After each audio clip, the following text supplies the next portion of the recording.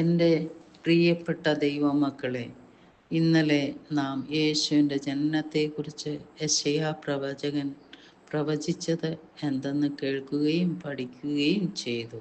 ഇന്ന് യേശു തൻ്റെ അന്ത്യത്താഴ സമയത്ത് ശിഷ്യന്മാരോട് എന്താണ് പറയുന്നതെന്ന് കേൾക്കാം. യോഹന്നാൻ 14:6. യേശു അവനോട്, ഞാൻ തന്നെ വഴിയും സത്യവും ജീവനുമാകുന്നു. ഞാൻ മുഖാന്തരമല്ലാതെ ആരും പിതാവിൻ്റെ അടുക്കൽ എത്തുന്നില്ല. ഈ ഭാഗം ദൈവശാസ്ത്രപരമായ പ്രാധാന്യത്താൽ സമ്പന്നമാണ്. കൂടാതെ ക്രിസ്ത്യൻ വിശ്വാസത്തെക്കുറിച്ചുള്ള ആഴത്തിലുള്ള ഉൾക്കാഴ്ചകൾ പ്രദാനം ചെയ്യുന്നു. ഈ വാക്യം സംഭവിക്കുന്നത് അവസാനത്തെ അത്താഴത്തിലാണ്, യേശുവിനെ ക്രൂശിലേറ്റുന്നതിന് മുമ്പുള്ള ഒരു സുപ്രധാന നിമിഷം.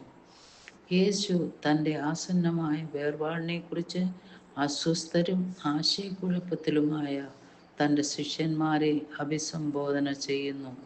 അദ്ധ്യായത്തിൻ്റെ തുടക്കത്തിൽ പിതാവിൻ്റെ അടുക്കൽ പോകുന്നതിനെക്കുറിച്ചുള്ള യേശുവിൻ്റെ പ്രസ്താവനയെക്കുറിച്ച് തോമസ് ആശയക്കുഴപ്പം പ്രകടിപ്പിക്കുന്നു.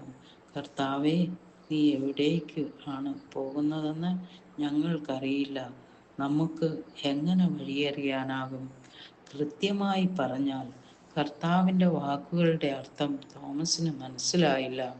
കർത്താവ് ഭൂമിയിൽ മറ്റെവിടെയോ പോകുന്നുവെന്ന് അത്രേ തോമസ് ചിന്തിച്ചത്.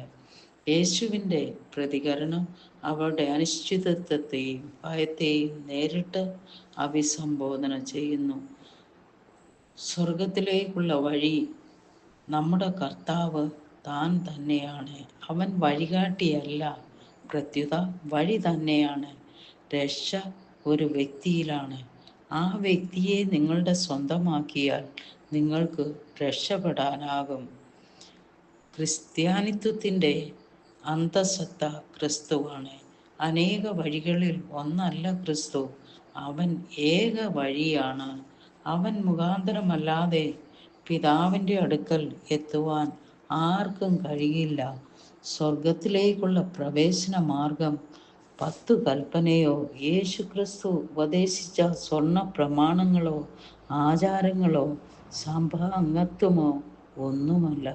അത് ക്രിസ്തുവിലൂടെ മാത്രം സാധ്യം. നിങ്ങൾ ആത്മാർത്ഥതയുള്ളവരെ എന്തു വിശ്വസിച്ചാലും സാരമില്ല എന്നുപദേശിക്കുന്ന പലരെയും ഇക്കാലത്ത് കാണാം. എല്ലാ മതങ്ങളിലും എന്തെങ്കിലും നന്മയുണ്ട്. അതെല്ലാം ആത്യന്തികമായി സ്വർഗത്തിലേക്ക് നയിക്കുന്നു എന്നത്രേ അവരുടെ ഉപദേശം. എന്നാൽ യേശു പറഞ്ഞതോ, ഞാൻ മുഖാന്തരമല്ലാതെ ആരും പിതാവിൻ്റെ അടുക്കൽ എത്തുന്നില്ല. ക്രിസ്തുവാണ് സത്യം. സത്യം പഠിപ്പിക്കുന്നവൻ മാത്രമല്ല, അവൻ താൻ തന്നെ സത്യം. അവൻ സത്യമൂർത്തിയാണ്. ക്രിസ്തുവിനെ സ്വായത്തമാക്കിയാൽ സത്യത്തെ സ്വായത്തമാക്കിയിരിക്കുന്നു. ഇത് മറ്റെവിടെയും കണ്ടെത്തുവാൻ കഴിയുകയില്ല. യേശു ക്രിസ്തു ജീവനാണ്. ആത്മീയവും നിത്യവുമായ ജീവന്റെ ഉറവിടമാണ് അവിടുന്ന്. അവനെ കൈക്കൊള്ളുന്ന ഏവനും നിത്യജീവനുണ്ട്. എന്തെന്നാൽ അവൻ ജീവനാകുന്നു. അതിനാൽ ദൈവത്തിലേക്കുള്ള ഏകപാതയായി നാം യേശുവിൽ വിശ്വസിക്കുകയും അവൻ്റെ പഠിപ്പിക്കലുകളിലും വാഗ്ദാനങ്ങളിലും ആശ്രയിക്കുകയും വേണം. നാം നമ്മുടെ വിശ്വാസം പങ്കുവയ്ക്കണം.